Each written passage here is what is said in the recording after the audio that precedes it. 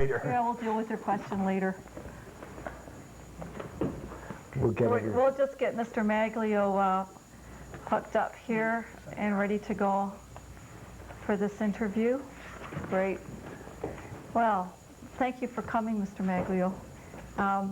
I'm Heather Hutchinson, and this is Nelson Becker. I'm very pleased to meet both of you. Yes, pleased to meet you too. Well, have you been following this election closely? Well, yes, very interested in the outcome of it. Yeah? Bring back a few memories for yourself? Oh, yes, it does. After all, it's 25 years since I went in there the first time. Yeah. It was 25 years the first time you went in. Yeah. Were you an alderman before you became mayor? No, I wasn't. You went straight? Yes, that's right. Yeah, I challenged a former mayor and the incumbent. Right. And they chose me at that time. Uh-huh. And was it a close election, or? It was very close, yeah. Mm-hmm. Probably, I think if I recall, I probably won by somewhere around 100 votes, I think it was. That's right. That was 1975? No, 65. 65. I've got my figures just go back to 75, and it's the same thing happened in 75. Actually, I have you and Mr. Mowat running at that time. Yes. And you were won by about 100 votes that time, too. And as far as my figures go, just to answer your question, Nelson, 63% of the voters turned out, which was pretty healthy for that election. It was. Yeah. Very much so, yes. So in 65 was the first year you were mayor?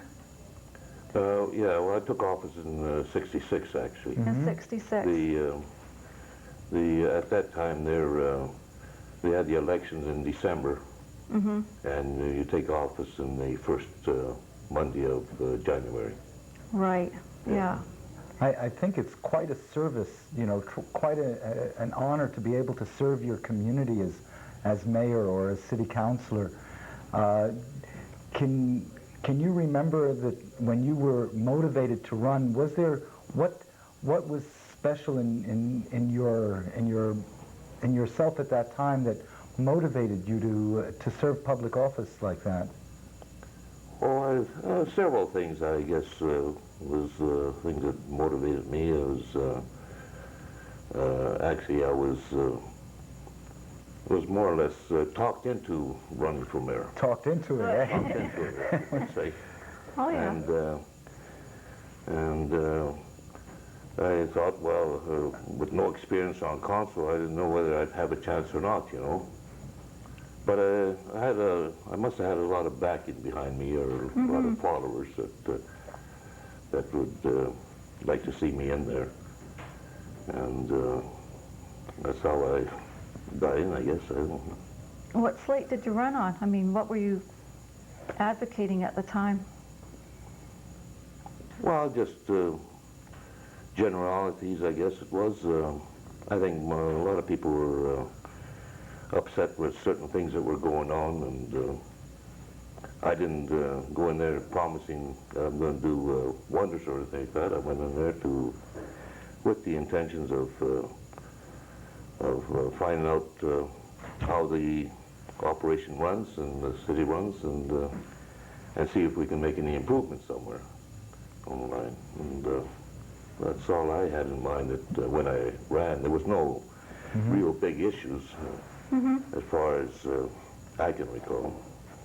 And so in your time, I'm sorry, and then in your time as mayor, then, I mean, had you done any kind of politicking before that at all? Not a bit. Not a bit. Boy, you're a brave man. And you were mayor, and you've had several terms as mayor, not all of them consecutively. No, that's right. I had 8 years consecutively. And did you take on special projects as you in your terms, or has there been a single thread that's gone through your drive in some way, or was it the general welfare of the community? Well, it was various things, the general welfare of the community, also the trying to give the most for the tax dollars and so forth, you know. And when we, if I recall properly, the equipment that we had Public Works was getting pretty antiquated, and they were buying a piece of equipment as they were going, as they needed it, you see. So we decided to go for a referendum for some equipment and buy a complete, you know, amount of equipment that we were run down and replace them. So we went for a referendum for, I think, somewhere around $150,000, I believe it was at that time. Mm-hmm.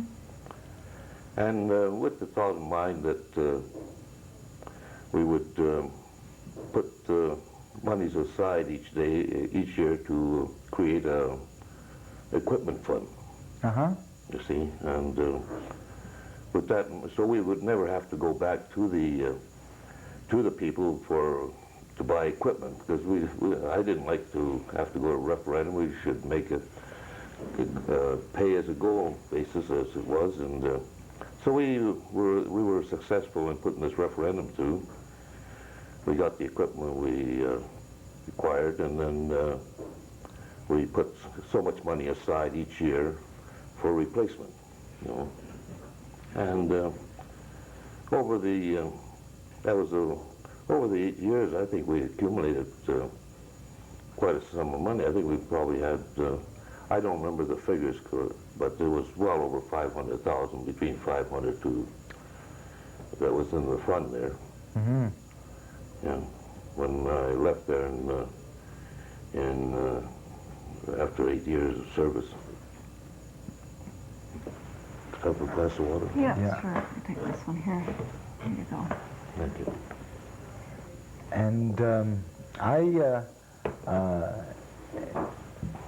so I would like to know, now we're going to have a new mayor in a couple of weeks, going to be decided tonight.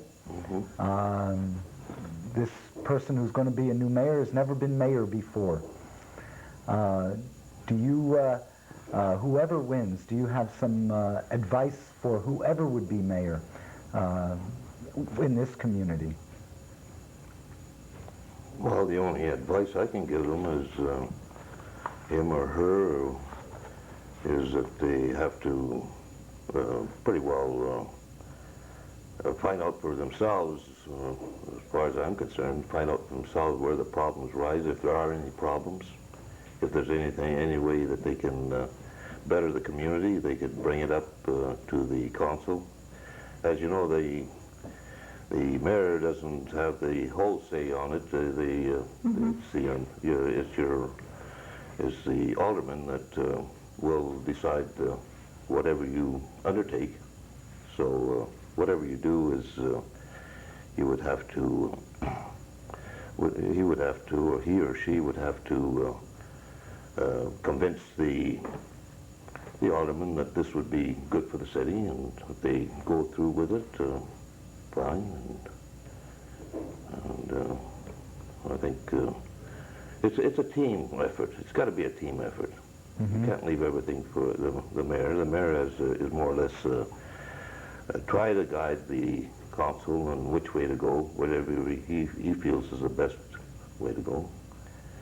And these guys, the mayor also has to be available at any time. If there's quite often people will come into the city looking for either whether they want to do some development here or want to find out if it's worthwhile going ahead with a certain project or something like that. And they depend on the mayor to give them the advice that they're looking for. And do you feel that, how do you feel that the role of mayor has changed since the 60s? Is that a difficult question? Yeah, how would you, what are you trying to get at is change? Is there... Well, I mean, was it a full-time or part-time position then? Did it, at that time, the city was not as bustling as it is now, for example. Well, I don't know whether it wasn't as bustling right at the moment as it was, but it was, we created a lot of things that kept it going. I think we were as far as my term of office was concerned, all the communities were envious of us, the way we were progressing compared to their communities. All right. So, I mean, that has something to do, because they were very envious of us, what we were able to accomplish. We were able to put the parking garage up there, a parkade, which holds about 90 cars. At that time there, it was in probably 68, I think it was, something like that. We were able to build it for around $350,000. Today, if you wanted to build it, it'd probably cost you well over $1 million. Yes. Yeah, that's right. And we put in we did some pretty big projects, like put in a sewage treatment plant, and that was quite a undertaking too. So, and a lot of things that have taken place during my term of office that we kept it on the move. We had a very good street program. We were able to do several blocks of street each year, which I haven't seen anything done in that magnitude for the last 6 or 7 years, you know. So, I think that we're going to go to the school, but I have one last question. Is that all right? okay? Is that all right? Can we ask Mr. Maglio one more question?